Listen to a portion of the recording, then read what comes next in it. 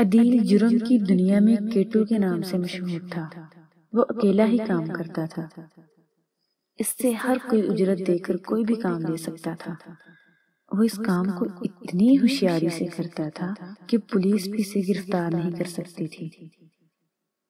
شہر میں کہیں بھی بم دھماکہ گرانا ہو، سڑکوں پر انسانی لہو ٹپکانا ہو، عدیل پیش ہوتا تھا۔ آج وہ صدر کے علاقے میں واقع اسکول میں بم رکھنے جا رہا تھا۔ دل کے کسی کونے میں اگر خوف تھا تو یہی خوف تھا کہ اسی اسکول سے چند قدم دور سن فلاور کے نام سے ایک اسکول تھا جس میں اس کا اپنا ہی بیٹا عظیم احمد پڑھتا تھا۔ اس نے گاڑی اسکول سے دور کھڑی کی، پھر محتاط قدم اٹھاتا ہوا الحمرا اسکول کے گیٹ تک پہنچ گیا۔ گیٹ اندر سے بند تھا۔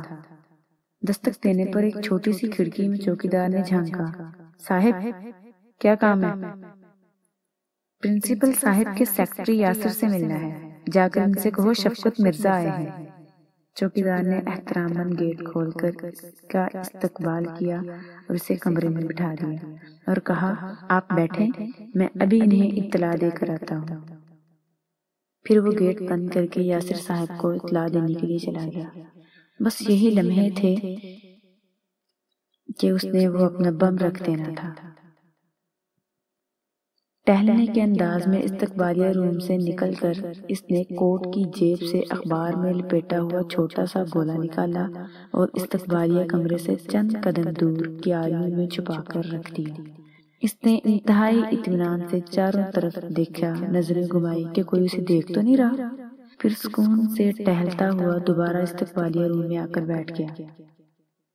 چوکیدار نے آ کر بتایا کہ آج یاسر صاحب نہیں آئے، وہ اپنا نام پتہ بتا کر اسکول سے نکل گیا۔ اس نے بم میں آدھے گھنٹے کا ٹائم سیٹ کیا ہوا تھا۔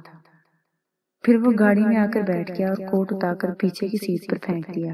اب وہ بڑے اطمینان سے شہر کی مختلف سڑکوں پر کار چلا رہا تھا۔ اس کا مقصد وقت گزاری کے ساتھ کچھ نہ تھا، ساتھ وہ ریڈیو پر مختلف گانے اور دلچسپ سانگ سن رہا تھا۔ ایک گھنٹے کے بعد نشریات روک کر الحمرا اسکول میں بم دھماکے سے کئی بچوں کی ہلاکت کی خبر انتہائی دکھ کے ساتھ نشر کی گئی۔ تمام امدادی ٹیمیں اور پولیس اسکول میں اپنی کارروائی میں مصروف تھی۔ وہ یہ سن کر بہت خوش ہوا۔ اس کے چہرے پر بھیاں مسکراہٹ نمودار ہوئی۔ اس نے کار چلانے کے دوران ہی ہینڈل پر زوردار ہاتھ مار کر خوشی کا اظہار کیا۔ کچھ دیر اور اسی طرح ٹہلنے کے بعد وہ گھر کی جانب آیا۔ بنگلے کے اندر گاڑی کھڑی کر کے وہ کمرے میں آیا تو بیگم کو پریشان حالت میں دیکھا۔ اس کی عادت تھی کہ واردات کے بعد لازماً کپڑے تبدیل کرتا تھا تاکہ بعد میں پولیس اسے نہ پہچان سکے۔ کیا ہوا؟ خیریت تو ہے؟ اس نے بےتابی سے پوچھا۔ 3 بج رہے ہیں، عظیم ابھی تک نہیں آیا، اسکول سے پتہ کیا کہ کیوں نہیں آیا؟ اس نے جلدی میں پوچھا۔ ہاں، چوکیدار نے بتایا کہ وہ آج جلدی ہی چلا گیا تھا۔ ساتھ والے اسکول میں الحمرا میں اسے اپنے کسی دوست سے کام تھا۔ کیا؟ الحمرا اسکول کے نام پر وہ چیخ اٹھا اور فوراً ہی گھر سے باہر نکلا۔ تیزی سے گاڑی چلاتے ہوئے دوبارہ اسی راستے کا رخ کیا جہاں آج اس کے ہاتھوں سے معصوم نونہالوں پر قیامت ٹوٹی تھی۔ کتنے ہی والدین آج اپنی اولاد کی لاشوں پر غمزدہ ہوں گے، جانے کتنے بچے اور استاد شدید زخمی ہو کر عمر بھر کے لیے معذور ہو گئے ہوں گے، مگر اسے اس کی کیا پرواہ تھی؟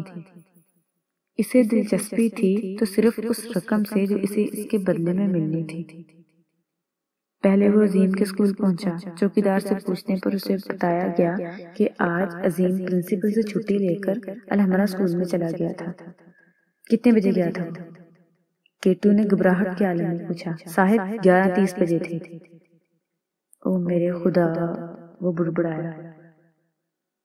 وہ پھر فوراً گاڑی میں بیٹھ گیا۔ اب اس پر شدید گھبراہٹ طاری ہو چکی تھی کیونکہ بم پھٹنے کا وقت تو 12 بجے کا تھا۔ کیا میرا عظیم بھی بم کے؟ نہیں، ایسا نہیں ہو سکتا۔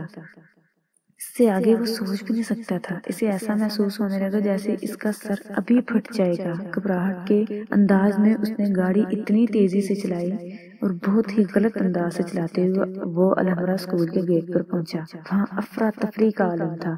امدادی کارکن زخمی بچوں کو ایمبولینس میں رکھ کر ہسپتال کی جانب روانہ کر رہے تھے۔ پولیس اور دیگر سرکاری افسران بھی کام میں مصروف تھے۔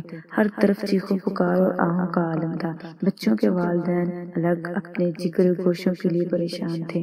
عدیل نے اسکول کے پاس ہی گاڑی روکی اور اضطرابی نظروں سے ادھر ادھر دیکھا۔ اب تو اس کا دل ڈوب رہا تھا کہ کہیں میرا لگتے جگر بھی حادثے کا شکار تو نہیں ہو گیا۔ نہیں، وہ چیختا رہا۔ اسکول کے قریب یا اندر جانے کی اس میں ہمت ہی نہیں تھی۔ اچانک اس کی نظریں فٹ پاتھ پر موجود پیپل کے گھنے درخت کی جانب اٹھیں۔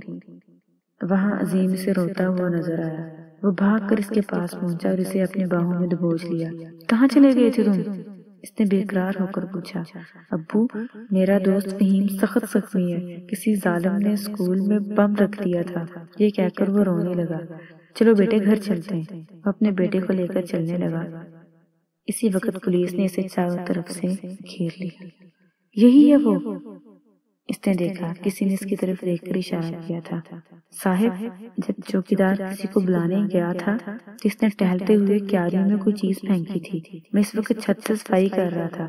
اس نے کوٹ بھی یہی پہنا ہوا تھا۔ میں اس کی پینٹ اور جوتوں کی وجہ سے اسے پہچان گیا ہوں۔ پولیس نے اسے گرفتار کر لیا۔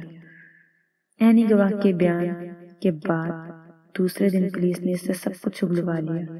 عدالت میں چلان پیش کرنے کے بعد جب اسے لے جایا گیا تو سب انسپکٹر عارف نے آ کر اسے کہا، تم پوری قوم کی نظروں میں تو گر ہی چکے ہو۔